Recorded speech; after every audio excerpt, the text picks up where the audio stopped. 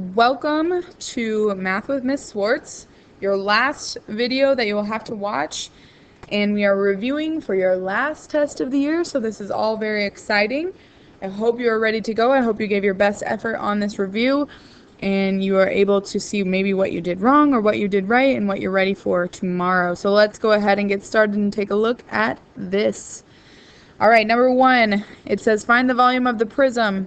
So you do need to show work tomorrow, even if it is multiple choice. I will be looking for work. So the volume of a rectangular prism, length times width times height. Yes, you need to know it. The length, okay, is 8. The width is 5. The height is 10. So 40 times 10 would give you 400 inches cubed. So A is correct. Okay, so show your work. Same thing with number 2. Show your work. Length times width times height. Length is 8. Width is 9. Height is 7. Do that math. If you need a calculator, you will have it available to you. 8 times 9 times 7 is 504. And that would be D. Okay, so make sure you're showing your work every step of the way. These should be easy, and this should be an easy test, but you need to show the work. Okay, one of the biggest struggles on your quiz was triangular prisms. Write this formula down on your gold sheet. Base times height of the triangle times height of the prism divided by 2. Write it down. Right next to it, triangular prism. Okay, the base of the triangle, look for the square, please, is 2. The height is 3. Now, the hard part, the height of the prism, if I stood it up on its base, so on the triangles, what is the distance from this base to this base? That's here, 5 divided by 2. So our answer is going to be 15. C. You need to show the work. Okay, see how the directions say show your work? All right, your cone formula, pi r squared h divided by 3. It's a third of a cylinder. 3.14, the radius is 8. The height is 12, and we're going to divide by 3. So go ahead, take your calculator. 8 squared is 64 times 12 times 3.14 divided by 3. And we would get 803.84. So maybe you didn't quite get exactly an answer, but it says what's an approximate volume. So the closest answer we have is C.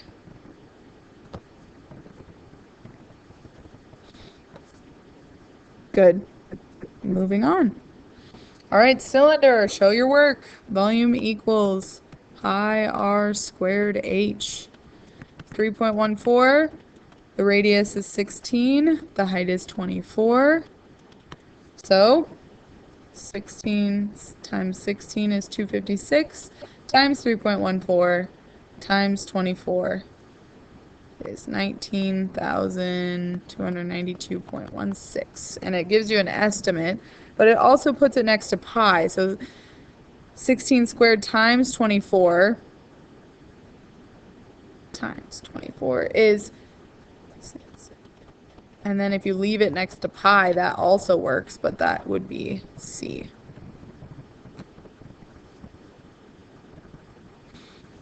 Another cone for us here. Again, they're leaving stuff in terms of pi, so that's okay too. We really haven't done that, but you can. Remember, pi, when we use 3.14, it's an estimate. It's close because pi goes on forever. So we could do 25 times 10, which is 250 pi divided by 3. So 250 divided by 3 is 83.3 repeating over, pi. And you could multiply that by 3.14. So we would get 261.6 repeating, which it looks like is D. So they had it in terms of a fraction over there, but here we had that same thing right here. So D would be your answer there.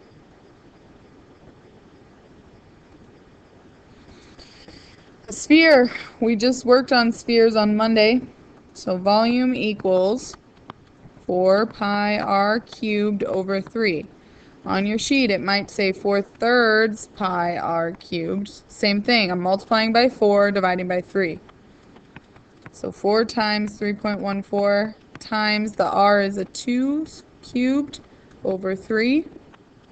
So that's 2 cubed is 2 times 2 times 2, which is 8, times 3.14 times 4 divided by 3 is 33.49.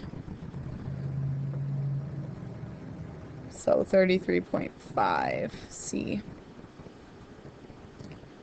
So you will have some multiple choice options, but you will also have some short answer ones where you need to find the volume showing all your work, and it does sometimes tell you to round.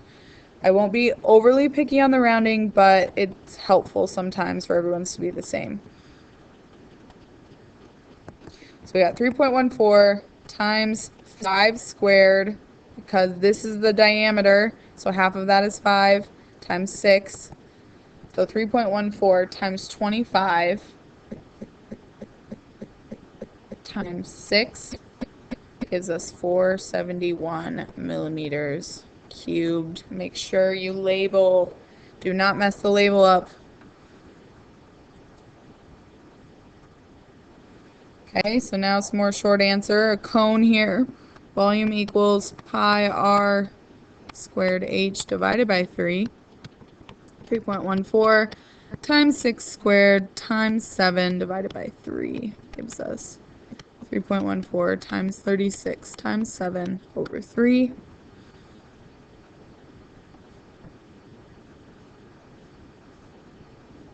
Gives me 263.76 inches cubed. Now if you round this to 0.8, that's okay. Just make sure you have everything else correct.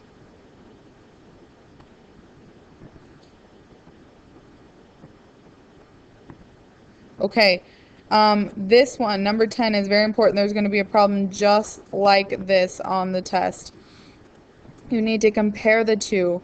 Well, how can you tell which one can hold more liquid? You need to find the volume of both. So I'm going to find the volume of the glass A, and I'm going to find the volume of glass B. So volume here is 3.14. My radius is going to be 3. My height is 6. So multiply that out. 3.14 times 9 times 6 divided by 3. That's 56.52. Okay, and it asks how much more, so I need to know both. 3.14. This is going to be 4 squared times 12. 4 squared is 16 times 12 times 3.14.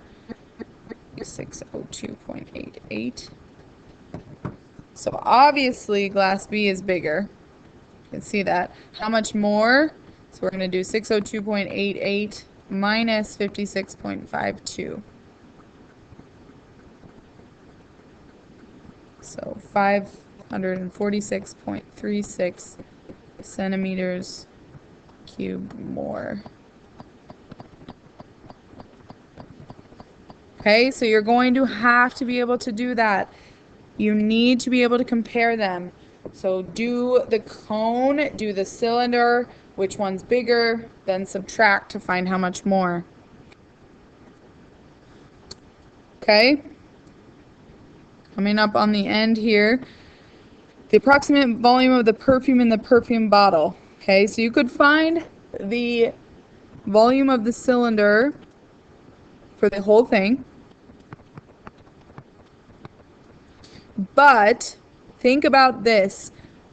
Where is there actual perfume in the perfume bottle? Is it in the whole cylinder?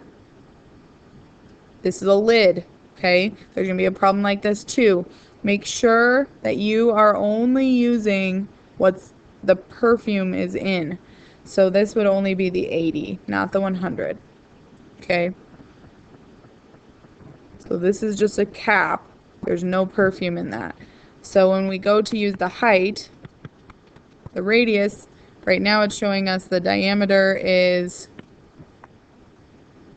30, so the radius has to be 15. The height is going to be 80 of what's in the bottle. So 225 times 80. Now I can do my multiplication. 3.14 times 225 times 80 will give us 56,520 millimeters cubed. Now, could you find the volume of the entire piece and subtract this piece? You could. But do you need to? Not necessarily. All right, this number 12 is a composite figure, so we need to find the volume of the cylinder and the volume of the cone. Plug in what we know, 3.14 times 2 squared times 8 would give us 3.14 times 32, 4 times 8. If I come over here, I'll figure that out in a second. 3.14 times 2 squared times 3 over 3 would give us 3.14 times 12 over 3. So we get 3.14 times 32, which is 100.48. 3.14 times 12 divided by 3 give us 12.56. Add them together.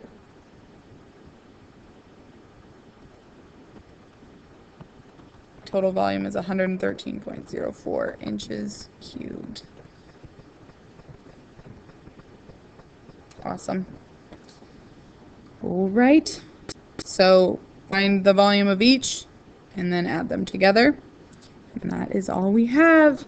These are the types of problems that will be on your test. It looks very similar. So please, please, please, if you have any questions, get them answered. If you're not understanding how to do something, get them answered. There are questions that are almost identical on the test, which always happens on my reviews. So please understand how to do all of this. This is a test that could really bring your grade up. Have a great day.